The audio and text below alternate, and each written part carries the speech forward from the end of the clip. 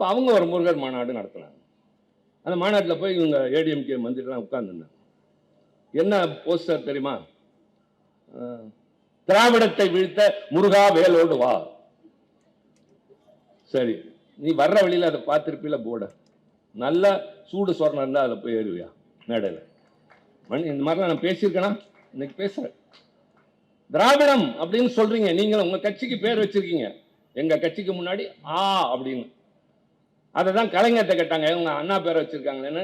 எந்த சொல்லுக்கு முன்னால் ஆ வந்தால் பொருள் மாறும். நியாயத்துக்கு முன்னால் ஆ வந்தா போச்சு அநியாயம், நீதிக்கு முன்னால் ஆ வந்தா அநீதி. அது மாதிரி திமுகவுக்கு முன்னாடி ஆ வந்தா நெகட்டிவ் அப்படின்னு கலைஞர் சொன்னார். அவங்க நான் இன்னும் நட்புணர்வோட சொல்கிறேன், ரொம்ப வருத்தத்தோட சொல்றேன். உங்கள்கிட்ட நான் இதை எதிர்பார்க்கல. அப்படி என்ன கூட்டணி வேண்டியிருக்கு? அப்படி என்ன உங்களை சாதிக்க போறீங்க? நாங்கெல்லாம் ஆட்சியை இருந்ததே இழந்திருக்கோம் கொள்கைக்காக. நீ என்ன கிடைக்க போவதற்கு என்ன செய்றீங்க? இப்போ திராவிடத்தை வீழ்த்த முருகா வேலோடு வா அப்படின்னு அவங்க விளம்பரம் பண்ணுவாங்க. இவங்க உட்கார்ந்து இருப்பாங்க, பெரியாரையும் அண்ணாவையும் கிரிட்டிசைஸ் பண்ணி வீடியோ போடுவாங்க. அதை அவங்க பார்த்துக்கிட்டு நாங்கள் இதை ஏற்றுக்கொள்ளவில்லை. என்ன கொடுமையான விஷயம் அது! நல்லா யோசிச்சு பாருங்க. திராவிடத்தை வீழ்த்துவோம் என்று சொன்னா அடுத்த நிமிஷம் எந்திரிச்சு போயிருந்தாங்கன்னா ஐ வுட் ஹவ் அப்ரிஷியேட்டட்.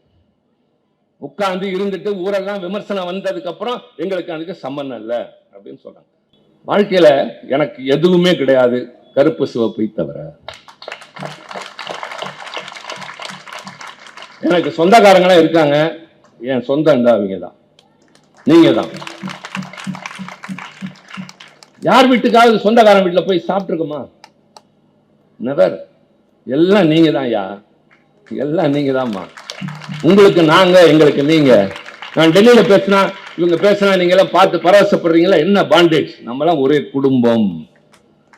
இந்த அண்ணன் தம்பி பாசம் இப்படி வளர்த்த அந்த திராவிடம் என்ற வார்த்தையை அழிப்பதற்கு ஒருத்தர் கூட்டத்தை சேர்த்து அதுல போய் உட்கார்ந்துட்டு வரோம்னா இதை விட கேடுகட்ட செயல் எதுவும் இருக்க முடியுமா? வைத்தறிச்சல்ல கேட்கிறேன்.